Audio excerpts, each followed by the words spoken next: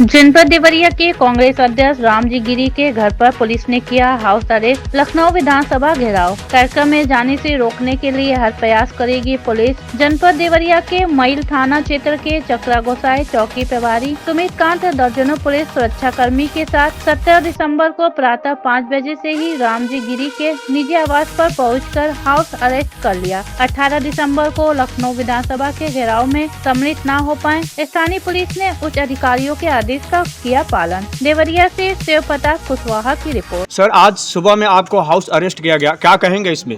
प्रशासनिक टीमों को क्या कहेंगे, वर्तमान सरकार पर क्या कहेंगे जिस प्रकार आपको आज अरेस्ट किया गया, हाउस अरेस्ट किया गया? कल विधानसभा के घेराव के कार्यक्रम में कांग्रेस के हमारे सभी जनपद के साथी जाने वाले हैं।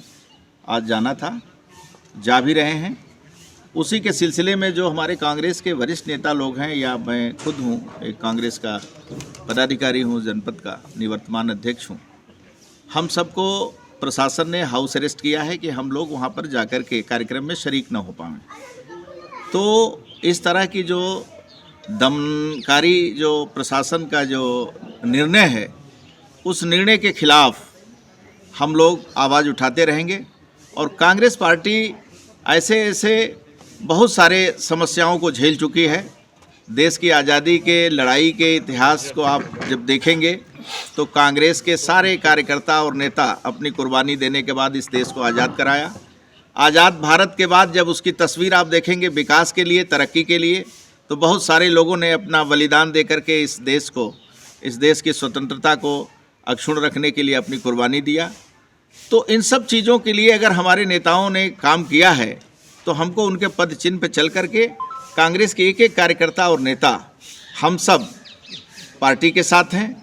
और कल के कार्यक्रम के लिए निश्चित तौर पर हम सब का प्रयास होगा इन सब रोकने के बाद भी कि हम सब वहां पहुंचें और कार्यक्रम को सफल बनाया जाए। हाउस अरेस्ट की जानकारी आपको कैसे हुई कि हमको जो है हाउस अरेस्ट आज किया जाएगा? देखिए, जानकारी हमें कल शाम को 5 बजे से मिलनी शुरू हो गई।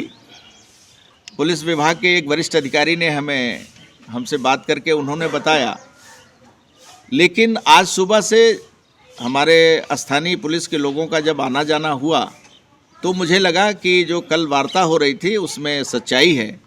और अब ऐसा क्षण आएगा कि यहाँ पर ये लोग मुझे हाउस अरेस्ट करेंगे। और हमको हाउस अरेस्ट करने के पहले कल रात में और आज सुबह बहुत से प्रदेश के तमाम जनपदों के जिला अध्यक्षों को इन लोगों ने हाउस अरेस्ट कर लिया था।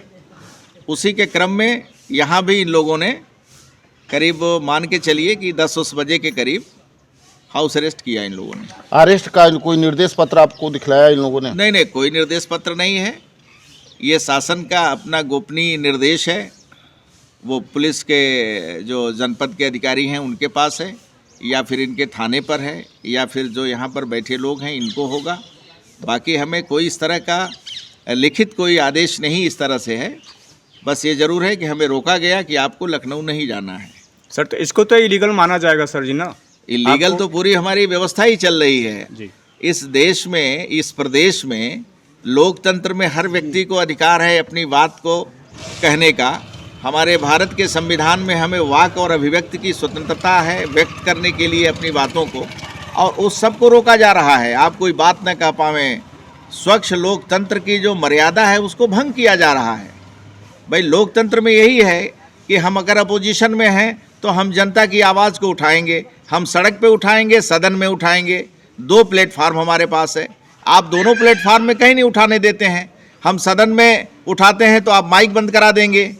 जो चुने हुए हमारे प्रतिनिधि हैं माइक से वो वंचित हो जाएंगे, उनकी आवाज़ सदन में नहीं जाएगी। और जब सड़क पर हम आंदोलन करेंगे तो आप हमें घरों में कैद कर लेंगे, तो सड़क पर भी आप हमें हमारी आवाज़, जनता की आवाज़ को आप नहीं बताने देंगे। तो सदन से सड़क तक तो सरकार हर तरह से अवैधानिक कार्य कर रही है, लोगों को रोक रही है कि आप अपनी बात को न कहिए। आज सबसे बड़ी चीज़ मैं आपको बता दूं, अभी खेती का काम हुआ है, गेहूं आपने बोया है। बहुत सारे हमारे किसान ऐसे हैं कि जिनको अभी खाद बीज नहीं मिल पाया समय से। उसके बाद सबसे बड़ी महत्वपूर्ण बात है कि जब 50 किलो का बैग आता था 45 केजी हुआ, उसके बाद भी दाम उसका बढ़ गया। फिर उसके बाद आपने 40 केजी कर दिया। भाई, ये क्या है? आप एक तरफ दाम भी बढ़ा रहे हैं तो 2 तरह का दाम हो गया। एक तो 10 केजी आपने एक बोरी में आपने खाद कम कर दिया और उसको महंगा भी कर दिया। आप डीजल की वही स्थिति है, आप पेट्रोल की वही स्थिति है, हर चीज़ महंगा है। महंगाई की स्थिति ये है कि अगर आप 25,000 रुपया कमाते हैं तो आपको महीने में उस 25,000 रुपये में बैंक में सेविंग करने के लिए, जमा करने के लिए कुछ भी बचने वाला आज नहीं। तो प्रत्येक व्यक्ति उत्तर प्रदेश का, देश का गरीब हो रहा है। रोज़ किसान गरीब हो रहा है। नौजवानों की बात मैं करूं, हमारा मानना है कि करोड़ों करोड़ों नौजवान पिछले 8-10 सालों में बेरोजगार हो गया। उसकी उम्र ज़्यादा हो गई, एम्प्लॉयमेंट से वो वंचित हो गया, इसलिए कि अब आवेदन ही नहीं कर सकता। अब वो अगले जन्म में जब इस धरती पर अवतार लेगा तब वो इसलिए एलिजिबल होगा, फॉर्म भरने की अर्हता उसकी होगी, इसलिए कि वो तो ओवरेज हो गया, नौकरी निकली नहीं। तो कुल मिला के ये सरकार न तो नौजवानों के लिए, जो हमारे पढ़ने वाले विद्यार्थी हैं उनके लिए है, न किसानों के लिए है, न व्यवसायियों के लिए है, किसी भी वर्ग के लिए ये सरकार काम नहीं कर रही है। ख़ास तौर से उत्तर प्रदेश में वर्तमान में सबसे ज़रूरी है एम्प्लॉयमेंट, रोज़गार। वो रोज़गार से हमारे सारे नौजवान वंचित हैं, एम्प्लॉयमेंट नहीं है। किसानों के लिए जहाँ किसानों की आय दोगुनी होनी चाहिए तो आप कैसे करेंगे? लागत इतनी हो जा रही है कि किसान उस लागत से परेशान है। जो फसल उगाता है उसमें बचता ही कुछ नहीं है कि वो उसकी लागत बढ़ने पावे, इतनी चीज़ें महंगी हो गई हैं। तो कुल मिला के किसान हो, नौजवान हो, व्यवसायी हो, हर व्यक्ति इस सरकार में परेशान है। हाउस अरेस्ट की जो आपके साथ प्रक्रिया की गई है, इस प्रक्रिया में स्थानीय पुलिस ने आपको कुछ दिशा निर्देश भी दिया है? नहीं, दिशा निर्देश क्या, वो तो आप देख रहे हैं यहाँ लोग बैठे हैं। क्यों बैठे हैं हमारे यहाँ? इसीलिए तो बैठे हैं कि हम यहाँ से कहीं जा नहीं सकते। अभी आपने जाने की कोशिश किया है कभी कि मैं चलूं, अब लखनऊ मुझे जाना है घेराव करने? तो नहीं, बिल्कुल हम जाने का क्यों नहीं प्रयास करेंगे, हम तो जाने का प्रयास करेंगे। आप जाएंगे?